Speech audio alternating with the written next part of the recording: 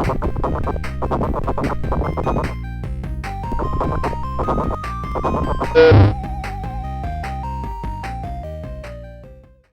there and welcome back. My name is Red Downing and I'm a master's student in mass communication with a strong research focus in communication studies and public relations.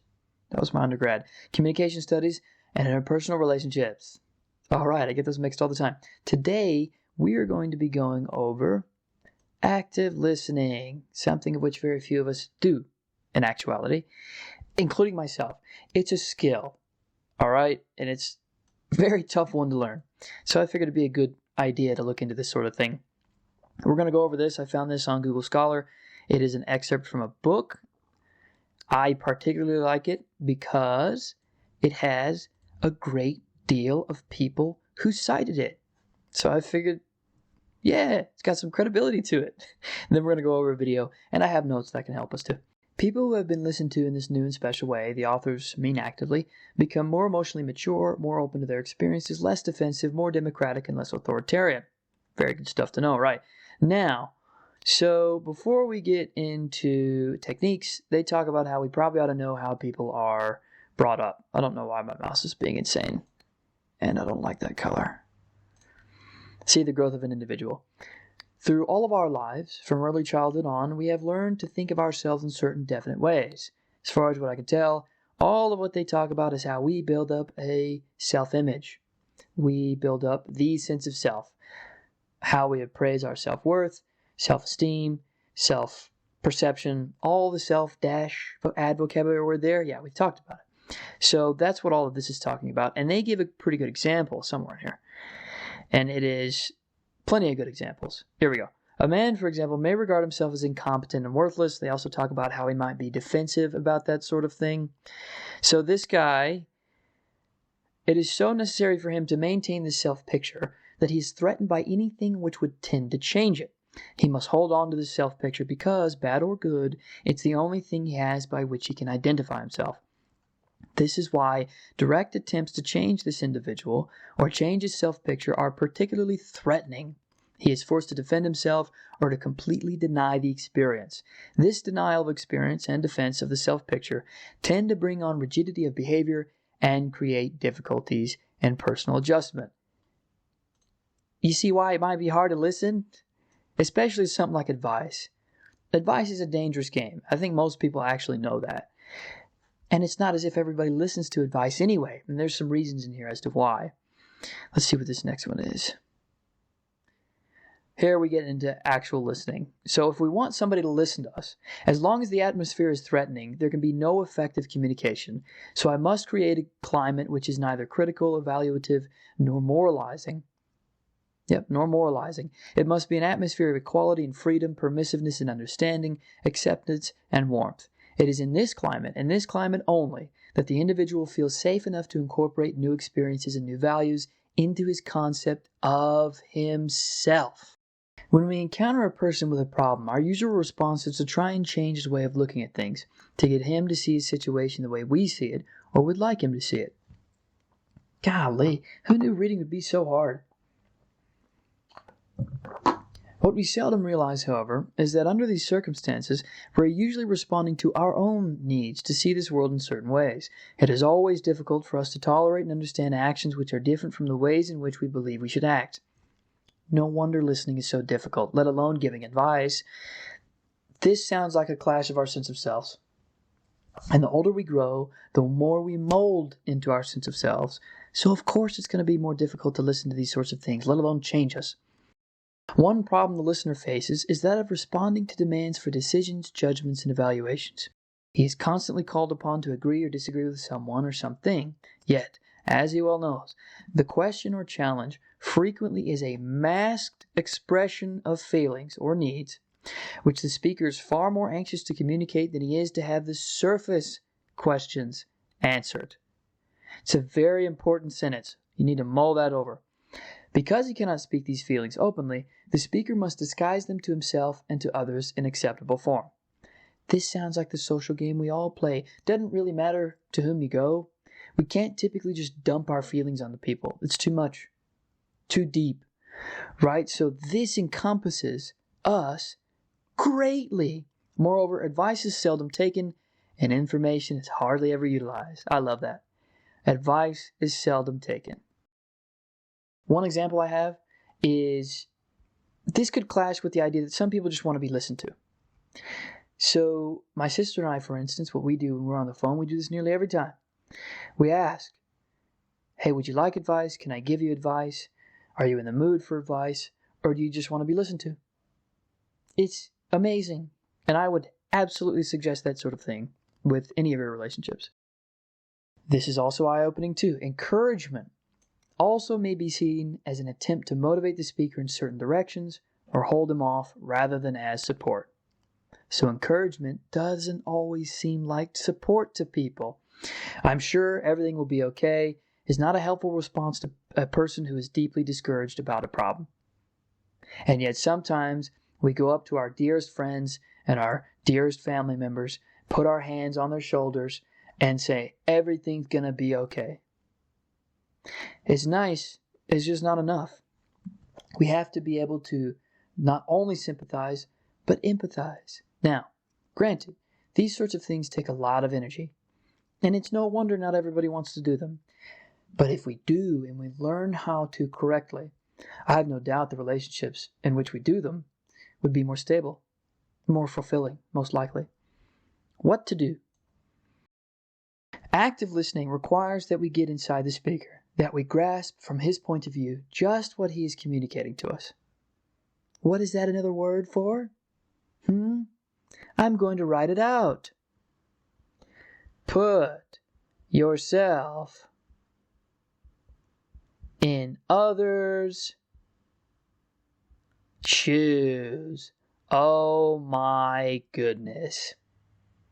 I'm going to leave that there and mull on it for 2 seconds.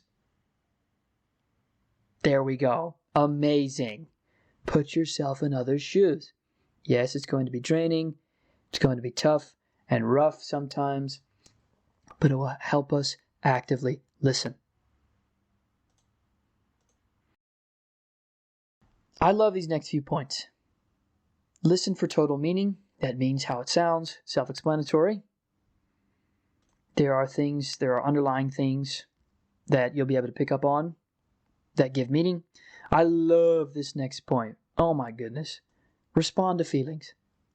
Doesn't matter if what your gender is, what your ideology is, what you believe in.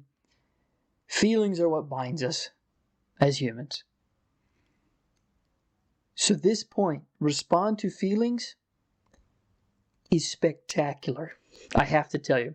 In some instances, the content is far less important than the feeling which underlies it. To catch the full flavor or meaning of the message, one must respond particularly to the feeling component. For instance, if you're very close with a friend or family in a relationship, you see that they're sad, maybe you ought to show some sadness too. You see that they're angry, maybe you ought to show some anger too. Respond to the feelings that you are cooperating, that you are with them, that you feel them, that you understand them, right? It makes a lot of sense. I love it. It's great. There are various shadings of these components in the meaning of any message. Each time the listener must try to remain sensitive to the total meaning of the message. Try to remain sensitive to the total meaning the message has to the speaker. And this next one is highlighted in red. Guess why? It's important. What is he trying to tell me?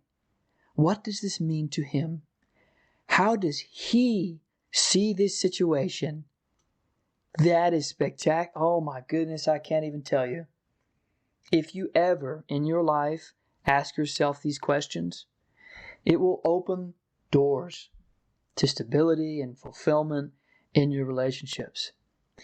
And let alone if you find someone else who asks these questions, oh my goodness. That is a perfect world. If we see somebody in pain trying to tell us something, what is he trying to tell me? What does this mean to him? How does he see this situation? Wow, I'm speechless right now. So let's go ahead and move on, or else I'm going to be stuck there forever. Note all cues. Not all communication is verbal. That's what I have in my notes, as a matter of fact. What study was it? I forgot the actual study, but it was Mehrabian, Mehrabian,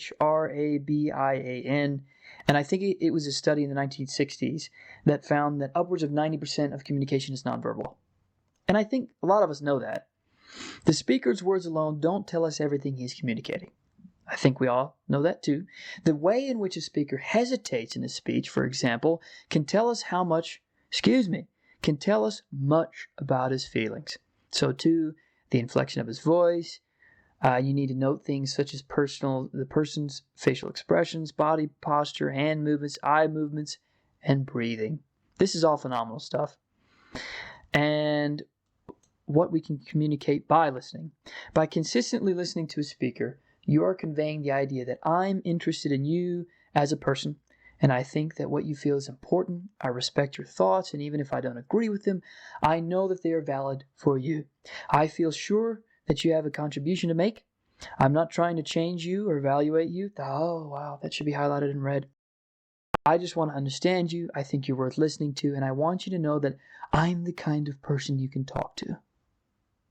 Think of how much deeper our relationships could be if everyone had the capacity for this sort of thing.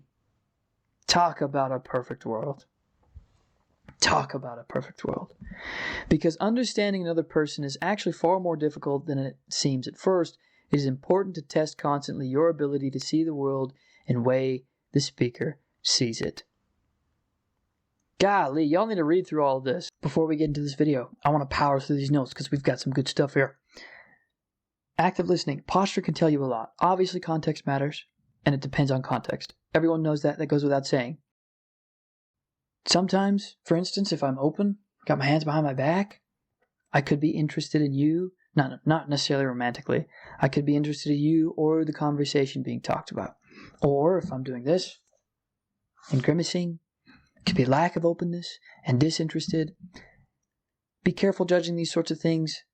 Yes, context, that's great. Especially if you actively look at these sorts of things, you will be able to tell an openness versus a closedness. Other indicators, though, are self-soothing techniques, especially for closedness. When I'm uncomfortable, I do a lot of this. I don't necessarily know why, but it's always one of the eyebrows, and it's always with my thumb, and it's dragging across. I do this. Self-soothing.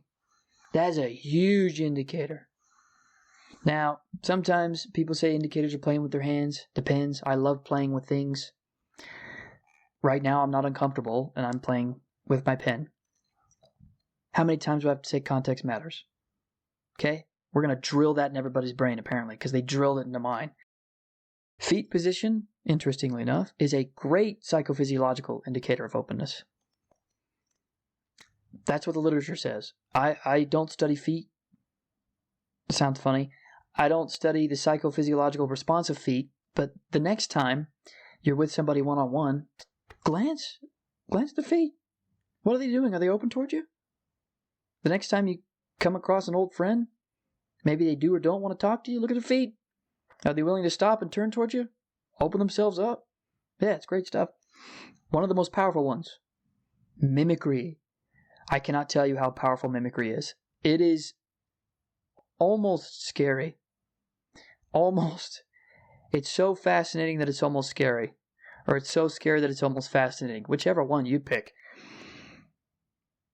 If you want somebody to be more comfortable with you, mimic the last few words they say. Mimic their posture. If you want to get really deep into it, mimic how they talk. Mimic their movements. Oh yeah, you can do that. Yeah, you can definitely do that. Mimicry is alluring to people. It really is. It shows that you want to be a little bit more like them. And this stuff, a lot of it's subconscious. Try it out. See what happens. Eye contact, which everybody knows, which we're going to get into right now. So, the entire machine of how filmmaking works and being around other actors, and suddenly I felt like, oh, I found my tribe. How old were you, 12? I was 12. Did you see how Colin reached out, kind of barely touched him? It's a good way to become more intimate. Now, everybody lies on a spectrum of how much they do or don't like physical touch, but this is a great way to be more intimate. Just to kind of show someone you're listening, and a subtle way of telling them that you're there.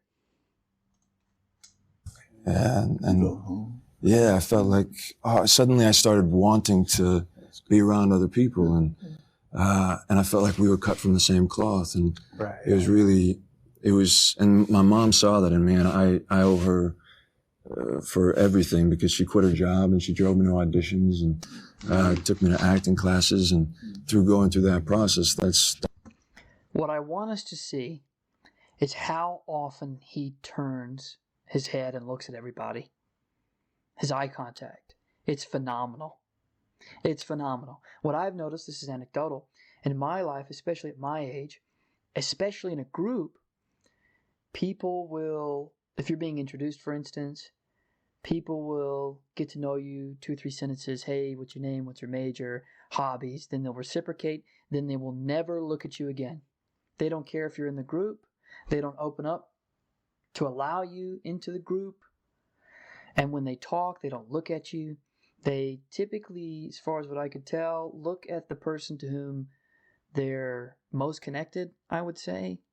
The person with whom they're closest. And so something like what this guy's doing, Austin, as far as Butler, yes, of course, it's great because he's including everyone. So let's continue watching. That's what then allowed me to start to break the shell and realize that all those times that I'm self-conscious or insecure, you can only focus on so much at one time. So if I can get my attention off of myself and onto how I'm trying to affect someone else, or then I'm not self-conscious, I'm other-conscious in that moment. So that taught me a lot just about how to communicate, really. And you found your confidence. Yeah. Look at that response. He's showing, with vocabulary, with speech, vocals, he's listening. He tagged along with his story the entire way. It's just pure reciprocation. It's great. Yeah, but then I had years of, at first it was just like you say, it was like, there's free chocolate chip cookies at lunch. You know, I tried a chocolate covered street. Yeah, exactly. Yeah. Okay. Humorous. That's great. Everybody loves humor and everyone loves talking about food. So it helps that he's handsome. But who wouldn't want to talk to this guy? Who wouldn't want to talk to Austin? He makes eye contact with you. He's personable. He's handsome. He's humorous. Come on. All great attributes. So, especially being able to include everybody. Covered strawberries at lunch, and I thought, oh, this is amazing. Wow. And movies have you been working? Yeah. This was back in the heyday of Nickelodeon. So now I need to find the second segment I want to look at. It's pretty brief. And it was miserable because I wanted this role so bad. And then finally, I got a call again. Look, he's completely open. He's physically showing that he's listening. That's outstanding. He has completely turned himself in his chair to make sure Key, I believe that's how you pronounce his name, to make sure Key knows he's listening to them. That's great. I went into audition for the second time. And then that phone call came. And I'm sure as any actor is here, it's like when you hear those. See, okay, look at everybody. That's a great example. Golly, I'm so happy I found this. So here's a good example of being open and closed, but still listening. So Colin over here, you know what? Colin, he's closed off completely, isn't he? But he's still listening. You see the intentness on everybody's faces? Look at that. They're all actively listening. I say actively. I wouldn't be able to judge unless I was there. But we know to an extent they are listening to the story. And that is fantastic. Brendan, though, he's a great example of completely listening. The smiles, everybody is involved. It's great. And so, honestly, this has been a longer video than what I'm accustomed to. And practical applications. Let's go through it real fast. Let's blaze. Let's blaze, baby. Remember that 90% of communication is nonverbal. Look at everybody's postures. Look at their smiles. See if they're intent. See if they contribute. If they're laughing. Posture can tell you a lot. So even this example with Colin, he's closed off. But, yeah, that's great. What the heck? He's closed off, but still intent on listening. Feet position. Psychophysiological indicator of openness could be. Mimicry, very powerful. Very powerful. Mimicry of the last few words somebody says, body posture, eye contact. It helps to be handsome and humorous and personable and open. All of which things we can, some more than others, but all of which we can kind of work on if we need to. If you want to be a little bit more handsome, you could groom yourself, things like that. If you want to be a little bit more humorous, you can work on jokes. What else? Personable, eye contact, showing a little bit more interest in people, asking them questions, letting them know that you're listening, repeating what they say. Very good stuff. Put yourself in their shoes. That's a great one. And all I'm saying to do, and what literature says to do, is to try it. Just try these things out. Try mimicking. Try opening up. Try asking questions. Try the eye contact thing. And just see where it takes you in relationships. So I'm going to see you all in the next video because it's going to be a good one. Thank you so much.